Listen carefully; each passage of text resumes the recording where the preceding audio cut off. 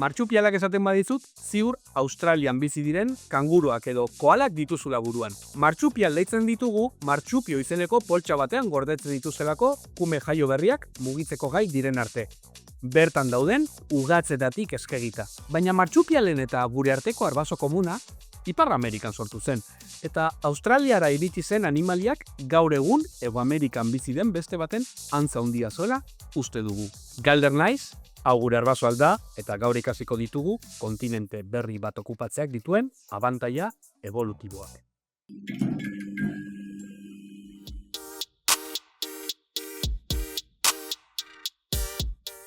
Orain dela 100 edo 120 milioi urte inguru, teria deitzen dugun taldea bitan banatu zen. Alde batetik, guk edo elefantek bezala, plazenta edo karena dutenen arbasoak zeuden. Bestetik, karena oso txikiak dituzten eta euren kumeak martsupio batean gordetzen dituzten martsupialen arbasoak zeuden. Fosilei begiratuta lehenengo berizketa hura Ipar Amerikan sortu zela uste dugu. Eta hortik, Hego Amerikara salto egin zutela martsupial guztien arbasoek. Hego Amerikan aurki ditzakegu oraindik martsupialen 3 ordena. Ezagunena gaur egun Ipar zein Hego Amerikan bizi den zarigüeia da. Baina badira beste animali txikitxo batzuk ere. Gure kontakizunerako interesgarriena monito del monte deitzen den bat da. Argentina eta Txileko hego-mendebaldean bizi den martsupial txikia. Bere arbasoak ezala, intsektuak eta landareak jaten bizirauten du, mendietako baso itxietan. Orain dela 50 milioi urte inguru, monito del monteren taldeko arbaso batek, oraindik Hego Amerikarekin lotuta zegoen Antartikarako bidaia egin zuen. Eta hortik, Australiara. Nola iritsi zen Australiara ez dakigu, baina jada hitz egin dugu zuhaitzen gainean itsasoan flotatuz egin daitezkeen bidaien inguruan. Australiara iritsi zenean kontinente oso bat zuen berarentzat.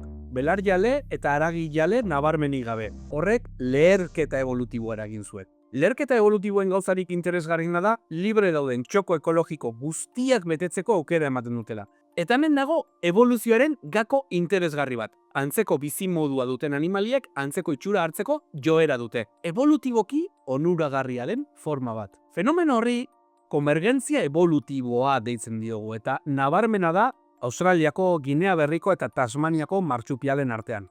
Oraintxe ikusiko dugunez. Gogoratzen orain bideo batzuk aipatu genituen kolugoak eta nola duten mintza planeatzeko, Petaurus breviceps izeneko martsupialak ere berdin planeatzen du. Estrategia berbera erabilita. Orain bideo aipatu genuen karniboroen artean badaudela katuen antza dutenak eta txakurren antza dutenak. Bada, martsupial haragijaleen artean ere gertatzen da. Dasyurus maculatus espeziak katu baten antza du, eizan eta tamainan. 20. mendean desagertu zen tirazinoak txakur baten antza zuen. Antekinus agilis txikiak saguen antzekoak dira, antzeko bizimodua dutelako.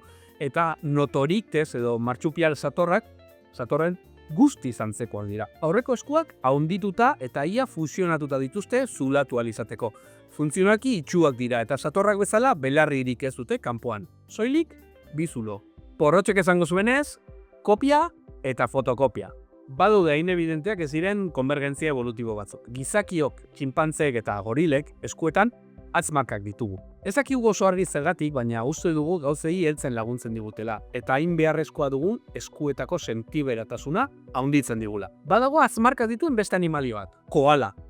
Eukaliptuen azal leunei hobeto heltzen laguntzen die. Australiako poliziek badakite koalen atzmarkak aurkitzea aukera bat dela. Urruna, baina ezin den alboratu. Kanguruak dira hala ere Australiako ikur.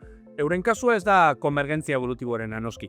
Afrikako sabanetan antilopeek betetzen duten txoko ekologiko bera dute. Eta gizakiok behiak sartu arte, Australiako belarjalerik handienak ziren. Antilopeek bezala salto egiten dute, baina kanguruek askoz nabarmenago eta indartsuago. Kanguruen atzeko hankek indar handia dute eta salto egiterakoan bipedoak dira.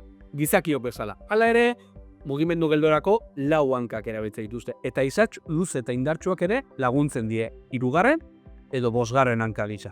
300 espezie baino gehiagorekin ugaztunek hartu zuten beste bide bat erakusten digute. Plazentari gabe eta umeki txikiaren kanpo hazkuntzarekin. Gurekin partekatzen duten arbaso komuna txikia izango zen. Baina jada kumeak tarte batez plazenta baten bidez elikatzen zituen. Aurreko atalean ikusi genuen bezala. Beste ezaugarri komun batzuk, biboteak edukitzea, baina ez halakoa. katuek edo saguek dutena. Belarriak kanpoan izatea, eta uzkia eta alua bereitzita edukitzea, adibidez. Martsupialekin batera, ugaztun ia guztiak batu ditugu jada. Laster batuko ditugu Australian bizi diren azken aideak. Ugaztun guztiok batera bidaien jarrai dezagun. Baina hori, urrengo atalean izango da. Agur erbasolda eta ikusgelan zaude. Gustatu batezu, arpidetu eta eman like. Urren arte!